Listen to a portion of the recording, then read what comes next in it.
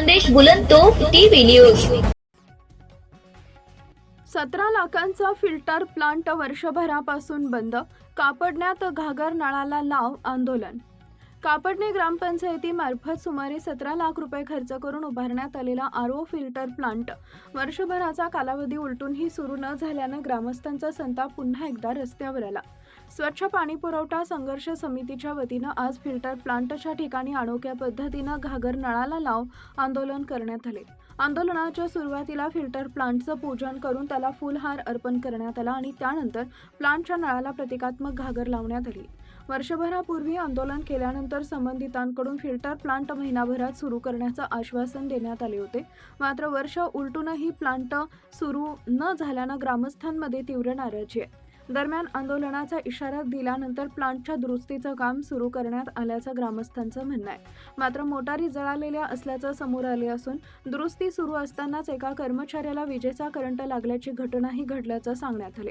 Filter plant सुरू करण्यापूर्वी त्यातील पाण्याची अधिकृत प्रयोगशाळेत गुणवत्ता तपासणी करण्यात यावी, तसेच विद्युत सुरक्षा, मोटारी आणि संपूर्ण यंत्रणेची तांत्रिक तपासणी करूनच नागरिकांना पाणी पुरवठा सुरू करावा अशी मागणी आंदोलनकर्त्यांनी केली। विशेष म्हणजे आंदोलनस्थळी संबंधित अधिकारी किंवा ठेकेदार उपस्थित न राहिल्यानं ग्रामस्थांनी नाराजी व्यक्त केली। प्रशासनाने तातडीनं दखल घेऊन प्लांट सुरू करण्याबाबत ठोस कार्यवाही न केल्यास पुन्हा आंदोलन करण्याचा इशारा देण्यात आला। यावेळी ग्रामस्थांनी पाणी आमचा अधिकार आहे, उपकार नाही आणि स्वच्छ पाणी मिळालंच पाहिजे अशा घोषणा देत प्रशासनाचं लक्ष वेधले। आता तब्बल वर्षभरापासून प्रलंबित असलेल्या कापडणेकरांचा पिण्याच्या पाण्याचा प्रश्न प्रशासन कधी सोडवणार आणि 17 लाखांचा हा फिल्टर प्लांट प्रत्यक्षात नागरिकांच्या उपयोगात कधी येणार याकडे संपूर्ण गावाचं लक्ष लागलंय। मुख्य संपादक यादवराव सावंत। आज कापडणे गावात समस्त ग्रामस्थ यांच्या वतीने 17 लाख रुपये खर्च करून जो आरओ फिल्टर प्लॅन चालू केलेला होता 2020 साली, तो नेमका गावासाठी, लोकांसाठी का फक्त वैयक्तिक टक्केवारीसाठी का स्वतःचं काही हित जोपासण्यासाठी 2020 साली सुरू करण्यात आलेला आरओ फिल्टर प्लॅन आज 6वं वर्ष लावून गेलं। 6 वर्षामध्ये 6 थेंब पाणी जर त्या आरओ प्लॅनमधून निघत नसेल तर 17 लाख रुपये खर्च करण्याचा अट्टहास त्यावेळेस का करण्यात आला आणि करण्यात आला मग आरओ फिल्टर प्लॅन सुरू का केला नाही, ही एक मोठी शोकांतिका आहे। दुसरी गोष्ट, मागच्या वर्षी 2025ला कापडणे ग्रामस्थांच्या वतीने व पाणी संघर्ष समिती यांच्या वतीने आंदोलन करण्यात आलं होतं। तेव्हा सदर हा प्लॅन निदर्शनास आला। सदर जल मिशन अंतर्गत झालेल्या कामामुळे ज्या ठिकाणी आरओ प्लॅन होता त्या ठिकाणी जल मिशनच्या वतीने हा प्लॅन तोडून तिथे पाण्याची टाकी उभारली, पण आरओ प्लॅन काढण्याची परवानगी न घेता त्यांनी तिथे त्या जागेवर पाण्याची टाकी बांधली। त्यानंतर जे जल मिशनचे ठेकेदार आहेत परशुराम देवरे साहेब यांनी सदर हा प्लॅन काढून 5 वर्षापासून जिल्हा परिषद शाळा इथे ठेवण्यात आलेला होता, धुडखात पडलेला होता। धुडखात पडल्यानंतर मागच्या वर्षी आंदोलनाच्या निदर्शन आल्यानंतर त्यांनी व ग्रामपंचायतीने अशी लेखी स्वरूपात माहिती दिली आणि हे दिलं की आम्ही आंदोलन संपल्यानंतर 1 महिन्यात तुम्हाला पाणी सुरू करून देऊ। त्या गोष्टीला आज 1 वर्ष झालं तरी पण 1 थेंब पाणी आलेलं नाही। सदर याच्या पुढे आणि आज पण सकाळपासून समस्त ग्रामस्थ घागर नळाला आंदोलनाला बसले। आतापर्यंत कुठल्याही प्रशासकीय अधिकारी किंवा प्रशासक म्हणून काही व्यक्ती असतील कोणीही या ठिकाणी आलेलं नाही। आणि दुसरी गोष्ट, हे आंदोलन चालू आहे।